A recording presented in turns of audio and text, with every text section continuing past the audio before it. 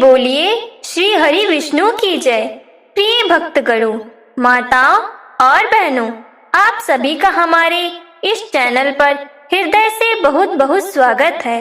आज हम जो कथा सुनाने जा रहे हैं यह कोई साधारण कहानी नहीं है, बल्कि श्री नारायण के उस अद्भुत चमत्कार की बिल्कुल सच्ची कथा है जो आपके जीवन के सारे दुख और कष्ट हर लेगी। कथा के रस में पूरी तरह से खो जाने से पहले मेरा आप सभी से बड़ा ही प्यारा सा और छोटा सा आग्रह है कि भगवान विष्णु के श्री चरणों में अपनी हाजिरी लगाने के लिए इस वीडियो को प्रेम से लाइक कर दें और हमारे चैनल को सब्सक्राइब जरूर कर लें ताकि ऐसी ही कल्याणकारी कथाएं आप तक पहुंचती रहें। तो चलिए बिना एक पल भी गंवाए भगवान का नाम लेकर इस परम पावन कथा का रसपान करते हैं। बहुत समय पहले की बात है, किसी गांव में एक बेहद गरीब और सीधा साधा किसान रहता था जिसका नाम दीनानाथ था। दीनानाथ के नाम में ही दीन दुखियों का भाव छिपा था। उसके पास ना तो बहुत बड़ी जमीन थी और ना ही घर में कोई धन दौलत। उसका परिवार एक छोटी सी कच्ची झोपड़ी में रहता था जिसकी छत बरसात के दिनों में अक्सर टपकने लगती थी। दीनानाथ के परिवार में उसकी पत्नी सुमति और दो छोटे छोटे बच्चे थे। सुमति बहुत ही गुणवान और पतिव्रता स्त्री थी। वह घर के रूखे सूखे में भी गुजारा कर लेती थी, लेकिन कभी अपने पति से किसी चीज की शिकायत नहीं करती थी। दीनानाथ दिन भर दूसरों के खेतों में मजदूरी करता, पसीना बहाता और शाम को जो कुछ थोड़े बहुत पैसे मिलते उसी से उनके घर का चूल्हा जलता था। लेकिन इतनी भयंकर गरीबी और मुफलिसी के बाद भी दीनानाथ और सुमति के मन में भगवान के प्रति कभी कोई खोट नहीं आया। दीनानाथ भगवान श्री हरि विष्णु का परम भक्त था। चाहे घर में अन्न का एक दाना ना हो, लेकिन हर गुरुवार को दीनानाथ और सुमति पूरे विधि विधान से भगवान विष्णु का व्रत रखते थे। वे सुबह जल्दी उठकर घर को गोबर से लीपते, स्नान करते और गांव के किनारे लगे केले के पेड़ की पूजा करते। उनके पास भगवान को चढ़ाने के लिए कोई कीमती मिठाई नहीं होती थी, इसलिए वे थोड़ी सी चने की दाल और गुड़ का ही भोग लगाते थे। प्रिय दर्शकों, समय हमेशा एक जैसा नहीं रहता। भगवान भी अपने सच्चे भक्तों की परीक्षा बड़े ही कठिन तरीके से लेते हैं। दीनानाथ के जीवन में भी एक ऐसा ही भारी संकट आ खड़ा हुआ। उस साल गांव में भयंकर सूखा पड़ गया। आसमान से जैसे आग बरस रही थी। महीनों तक बारिश की एक बूंद नहीं गिरी। गांव के सारे खेत सूखकर बंजर हो गए। तालाबों और कुओं का पानी पाताल में चला गया। जब खेतों में कुछ उगेगा ही नहीं तो मजदूरी कैसे मिलेगी। दीनानाथ का काम पूरी तरह से छूट गया। शुरुआत के कुछ दिनों तो सुमति ने घर में रखे थोड़े बहुत अनाज से काम चला लिया, लेकिन धीरे धीरे घर के बर्तन पूरी तरह से खाली हो गए। नौबत यहाँ तक आ गई कि बच्चों को दो दो दिन तक भूखा सोना पड़ने लगा। भूख के मारे बच्चों का रो रो कर बुरा हाल था। छोटे बच्चे जब भूख से बिलखते तो माँ सुमति का कलेजा फट जाता। वह बच्चों को गले से लगा लेती और सिसक सिसक कर रोने लगती। एक दिन सुमति रोते हुए दीनानाथ से बोली, हे स्वामी, अब मुझसे बच्चों की यह भूख नहीं देखी जाती। आज लगातार तीसरा दिन है, इनके पेट में अन्न का एक दाना नहीं गया। हम बड़े तो भूख सह लेंगे, लेकिन ये मासूम कैसे जिएंगे। भगवान हमारे साथ ही ऐसा क्यों कर रहे हैं। हम तो किसी का बुरा नहीं सोचते, फिर हमें यह सजा क्यों मिल रही है। सुमति की बात सुनकर दीनानाथ की आंखों में भी आंसू आ गए। उसने अपनी पत्नी के आंसू पोंछे, उसे बड़े प्यार से ढांढस बंधाया और कहा, सुमति, धीरज रखो, भगवान पर से अपना विश्वास मत उठने दो। हमारे नारायण बड़े दयालु हैं। वे अपने भक्तों को कभी बीच मझधार में नहीं छोड़ते। यह हमारा बुरा वक्त है, एक परीक्षा है। देखना, हमारे श्री हरि सब कुछ ठीक कर देंगे। लेकिन परेशानी सिर्फ भूख की नहीं थी। संकट तो चारों तरफ से घेरा डाल रहा था। कुछ महीनों पहले दीनानाथ ने अपनी बेटी के भयंकर रूप से बीमार पड़ने पर गांव के सबसे कठोर और निर्दयी साहूकार, जिसका नाम भैरव सिंह था, उससे कुछ रुपए कर्ज लिए थे। भैरव सिंह का दिल पत्थर था। उसे किसी की गरीबी या मजदूरी से कोई लेना देना नहीं था। वह दिन बुधवार का था। शाम का समय हो रहा था। सूरज बस ढलने ही वाला था कि तभी झोपड़ी के बाहर एक तेज और कर्क आवाज गूंजी, ओ दीनानाथ, बाहर निकल। दीनानाथ घबराकर झोपड़ी से बाहर आया। सामने साहूकार भैरव सिंह अपने 2 लठैतों के साथ खड़ा था। भैरव सिंह की आंखें गुस्से से लाल थी। उसने दीनानाथ को देखते ही चिल्लाकर कहा, अरे ओ भिखारी, मेरा कर्ज कब चुकाएगा? क्या सोच रखा है तूने? मैं अपने पैसे भूल जाऊंगा? आज महीनों बीत गए, ना तूने मूल चुकाया है और ना ही ब्याज। दीनानाथ डर के मारे कांपने लगा। उसने हाथ जोड़ लिए और भैरव सिंह के पैरों में गिर पड़ा। वह गिड़गिड़ाते हुए बोला, मालिक, मुझ पर दया कीजिए। आप तो जानते हैं कि गांव में सूखा पड़ा है, कहीं कोई काम नहीं मिल रहा। मेरे बच्चे कई दिनों से भूखे हैं। मुझे बस कुछ दिनों की मोहलत और दे दीजिए। मैं दिन रात एक करके आपका एक एक पैसा चुका दूंगा। भैरव सिंह ने दीनानाथ को अपने पैर से झटक दिया और जोर से हंसते हुए बोला, मोहलत? कैसी मोहलत? मैं यहाँ तेरा दुखड़ा सुनने नहीं आया हूँ। मैंने सुना है तू हर गुरुवार को अपने उस विष्णु भगवान की बड़ी पूजा करता है, तो जा मांग ले अपने उस भगवान से पैसे। कान खोल कर सुन ले दीनानाथ, कल गुरुवार है। कल शाम तक अगर तूने मेरे सारे पैसे मेरी हवेली पर नहीं पहुंचाए तो मैं तेरी इस झोपड़ी पर कब्जा कर लूंगा और तुम सबको धक्के मारकर गांव से बाहर निकाल दूंगा। इतना कहकर भैरव सिंह वहां से पैर पटकता हुआ चल दिया। दीनानाथ वहीं धूल में बैठा रह गया। उसके ऊपर जैसे दुखों का पहाड़ टूट पड़ा हो। पीछे से सुमति भी बाहर आ गई और वह भी फूट फूट कर रोने लगी। कल गुरुवार था, कल उनका व्रत था, लेकिन कल शाम तक अगर पैसे नहीं मिले तो उनके सिर से यह टूटी हुई छत भी छिन जाएगी। रात गहरी हो चुकी थी। पूरी दुनिया सो रही थी, लेकिन उस गरीब की झोपड़ी में किसी की आंख में नींद नहीं थी। बच्चे भूख से निढाल होकर जमीन पर ही सो गए थे। सुमति चिंता के मारे गुमसुम बैठी थी। दीनानाथ उठा और घर के एक कोने में रखे एक छोटे से लकड़ी के मंदिर के सामने जाकर बैठ गया, जहां भगवान विष्णु की एक छोटी सी तस्वीर रखी थी। दीनानाथ के आंसू रुकने का नाम नहीं ले रहे थे। उसने दोनों हाथ जोड़े और भारी गले से भगवान को पुकारने लगा, हे जगत के पालनहार, हे नारायण, कल आपका दिन है प्रभु। मैं जानता हूँ कि मेरे कर्मों में कोई खोट नहीं है। कल सुबह मैं आपका व्रत रखूंगा। हे प्रभु, इस गरीब की लाज अब आपके हाथों में है। अगर कल साहूकार ने हमें घर से निकाल दिया तो मेरे बच्चे सड़क पर भूख से मर जाएंगे। मेरी रक्षा करो प्रभु, मेरी रक्षा करो। दीनानाथ रोते रोते वहीं भगवान की तस्वीर के सामने जमीन पर ही सो गया। वह नहीं जानता था कि कल गुरुवार की सुबह उसके जीवन में क्या लेकर आने वाली है। रात का अंधेरा छटा और गुरुवार की पवित्र सुबह ने गांव में दस्तक दी। पूरब दिशा में सूरज की सुनहरी किरणें फूट रही थी। दीनानाथ की आंखें खुली। सामने भगवान विष्णु की वही छोटी सी तस्वीर थी। रात भर रोने की वजह से दीनानाथ की आंखें सूज गई थी, लेकिन उसके चेहरे पर एक अजीब सी शांति थी। उसे अपने नारायण पर पूरा भरोसा था। आज गुरुवार था, उसके आराध्य का दिन। संकट चाहे कितना भी बड़ा हो, लेकिन दीनानाथ का नियम नहीं टूट सकता था। उसने अपनी पत्नी सुमति को जगाया। सुमति भी उठकर घर के काम में लग गई। घर में खाने को तो कुछ नहीं था, लेकिन सुमति ने पूरे घर को गोबर से लीपा, आंगन बुहारा और साफ सफाई की।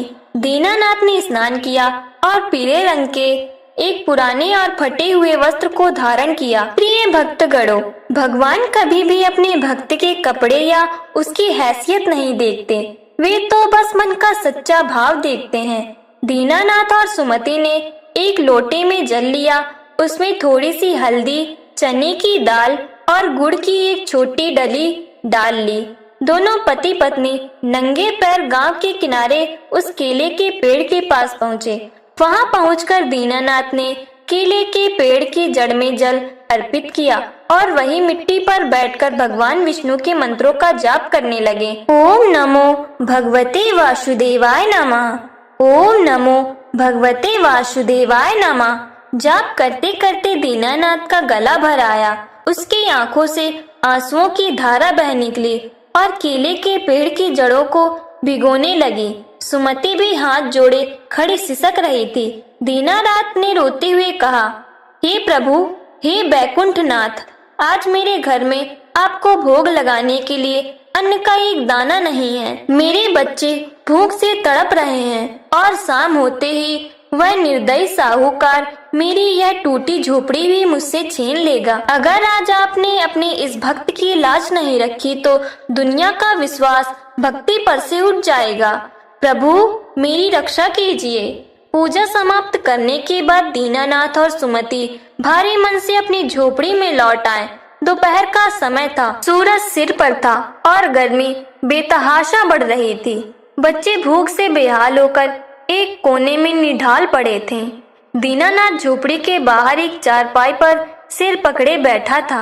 उसकी आंखें बार बार उस रास्ते की तरफ उठ जाती थी जिधर से साहूकार के आने का डर था। समय जैसे पंख लगाकर उड़ रहा था। माताओं और बहनों, कहते हैं कि जब सारे रास्ते बंद हो जाते हैं तब भगवान अपने चमत्कार का ऐसा दरवाजा खोलते हैं जिसकी किसी ने कल्पना भी नहीं की होती। तभी झोपड़ी के बाहर से एक कमजोर और कांपती हुई आवाज आई, भवती भिक्षाम देहि, कोई है घर में? एक भूखे और प्यासे साधु को एक घूंट जल मिलेगा? सामने एक बहुत ही वृद्ध और कमजोर साधु बाबा खड़े थे। उनके माथे पर पीले चंदन का तिलक था, शरीर पर एक लंगोट और कंधे पर एक फटी हुई चादर थी। उनके चेहरे पर गजब का तेज था, लेकिन वे भूख और प्यास से बहुत थके हुए लग रहे थे। दीनानाथ तुरंत उठकर साधु बाबा के पास गया और उनके चरण छूकर बोला, प्रणाम महाराज, आइए अंदर चारपाई पर बैठिए। साधु बाबा चारपाई पर बैठ गए और बोले, बेटा, बहुत दूर से आ रहा हूँ। धूप और गर्मी के मारे कंठ सूख गया है, पेट में आग लगी है। क्या घर में खाने को कुछ मिलेगा? यह सुनकर दीनानाथ की आंखों में आंसू आ गए। उसने हाथ जोड़कर कांपते स्वर में कहा, हे मुनिवर, मुझे क्षमा कर दीजिए। मैं इतना अभागा हूँ कि आज मेरे घर में आपके स्वागत के लिए कुछ भी नहीं है। मेरे खुद के बच्चे पिछले 3 दिनों से भूखे हैं। घर में अन्न का एक दाना भी नहीं है। मैं आपको क्या खिलाऊं? यह सुनकर साधु बाबा थोड़ा मुस्कुराए और बोले, अरे बेटा, जिस घर में नारायण की पूजा होती है वह घर कभी खाली कैसे रह सकता है? जा अपने पत्नी से पूछ, उसने जरूर कहीं न कहीं कुछ रखा होगा। दीनानाथ भारी कदमों से अंदर गया और सुमति से सारी बात बताई। सुमति भी साधु बाबा की बात सुनकर हैरान रह गई। उसने कहा, स्वामी, घर तो पूरा खाली है, बर्तन तक मांज कर रखे हुए हैं। तभी सुमति की नजर पूजा के उस छोटे से बर्तन पर गई जिसमें सुबह केले के पेड़ पर चढ़ाने के बाद थोड़ा सा गुड़ और चने की दाल का प्रसाद बच गया था। सुमति ने तुरंत वह प्रसाद एक साफ दोने में निकाला और एक लोटे में ताजा जल लेकर बाहर आ गई। सुमति ने वह प्रसाद और जल साधु बाबा के सामने रख दिया और हाथ जोड़कर बोली, महाराज, हम बहुत गरीब हैं। आज गुरुवार है। हमारे पास भगवान के प्रसाद के रूप में यही थोड़ी सी चने की दाल और गुड़ है। आप कृपा करके इसे स्वीकार कर लीजिए। प्रिय दर्शकों, साधु बाबा ने वह प्रसाद बड़े चाव से खाया जैसे उन्हें 56 भोग मिल गया हो। फिर उन्होंने लोटे का सारा जल पी लिया। जल पीते ही साधु बाबा के चेहरे पर एक अलौकिक चमक आ गई। उनकी सारी थकान जैसे पल भर में गायब हो गई।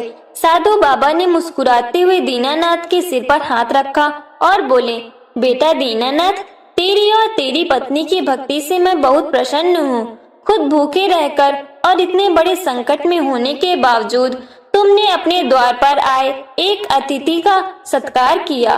भगवान विष्णु अपने ऐसे सच्चे भक्तों को कभी रोने नहीं देते।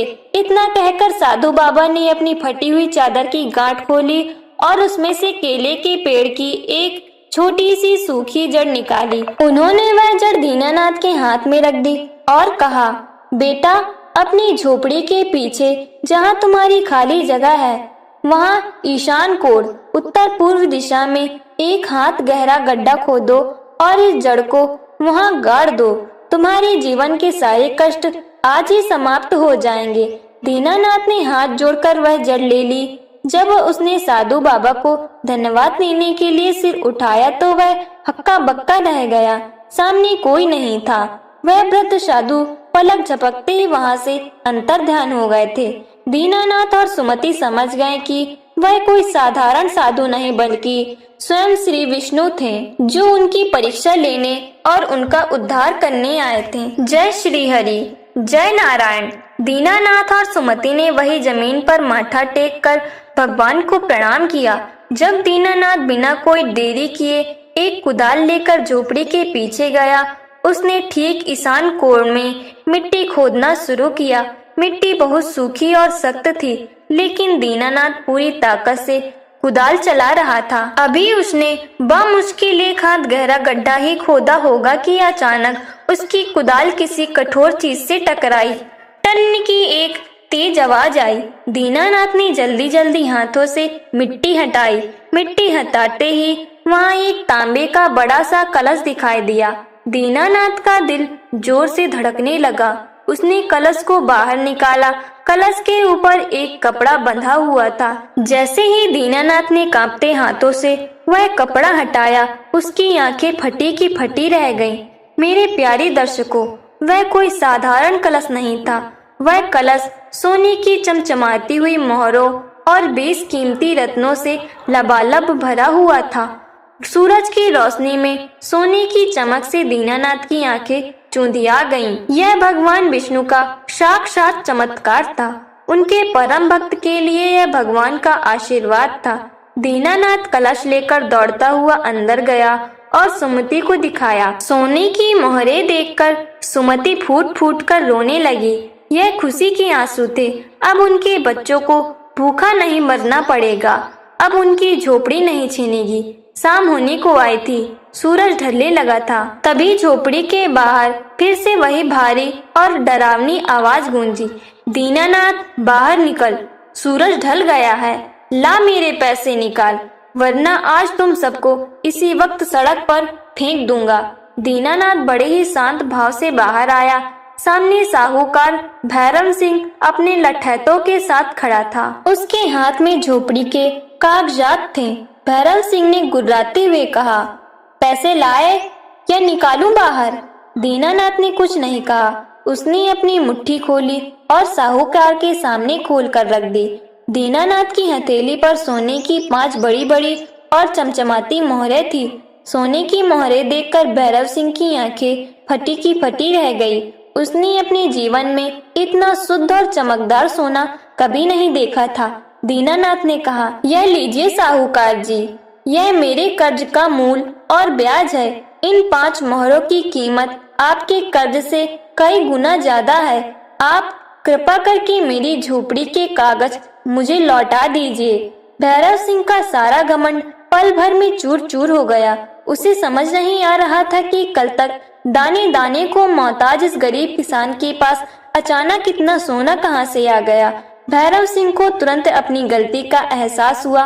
उसे लगा कि इस गरीब के साथ जरूर कोई बहुत बड़ी दैवीय शक्ति खड़ी है। भैरव सिंह के हाथ से झोपड़ी के कागजात छूटकर गिर पड़े। वह वहीं दीनानाथ के पैरों में गिर गया और हाथ जोड़कर रोने लगा। मुझे माफ कर दे दीनानाथ भाई, मैं अंधा हो गया था। पैसों के लालच में मैंने तुझ जैसे इंसान और भगवान के भक्त को बहुत सताया। मुझे क्षमा कर दे, वरना भगवान मुझे नरक में भी जगह नहीं देंगे। दीनानाथ ने साहूकार को उठाया और गले से लगा लिया। उसने कहा, साहूकार जी, क्षमा करने वाला तो वह ऊपर वाला बैठा नारायण है। उसी ने आज मेरे परिवार की लाज रखी है। साहूकार अपने कागजात लेकर वहां से चुपचाप चला गया और उसने कसम खाई कि वह आज के बाद कभी किसी गरीब को नहीं सताएगा। दीनानाथ ने गांव के बाजार से ढेर सारा अन्न और सामान मंगवाया। सुमति ने कई दिनों बाद अपने बच्चों को भरपेट भोजन कराया। दीनानाथ ने उस कलश के धन से गांव में भगवान विष्णु का एक बहुत ही सुंदर और भव्य मंदिर बनवाया। उसने गांव में एक अन्य क्षेत्र भी खोल दिया जहां कोई भी गरीब और भूखा इंसान आकर पेट भर भोजन कर सकता था। प्रिय भक्तगणों, जो भी इंसान सच्चे मन से बिना किसी कपट के भगवान विष्णु की शरण में जाता है और गुरुवार का व्रत करता है, भगवान उसके जीवन के सारे कष्ट इसी तरह दूर कर देते हैं। भगवान नारायण कभी अपने भक्तों को निराश नहीं करते। माताओं और बहनों, अगर आपको यह चमत्कारी और सच्ची कथा पसंद आई हो तो कमेंट बॉक्स में जय श्री हरि जरूर लिखें। इस कथा को अपने परिवार और दोस्तों के साथ शेयर करें ताकि उन्हें भी भगवान का आशीर्वाद प्राप्त हो सके। और हाँ, हमारे चैनल को सब्सक्राइब करना ना भूलें। भगवान विष्णु आप सभी के घरों में हमेशा सुख शांति और धन धान्य बनाए रखें। तो बड़े भक्ति भाव के साथ बोलिए, श्री हरि विष्णु की जय, लक्ष्मी नारायण की जय।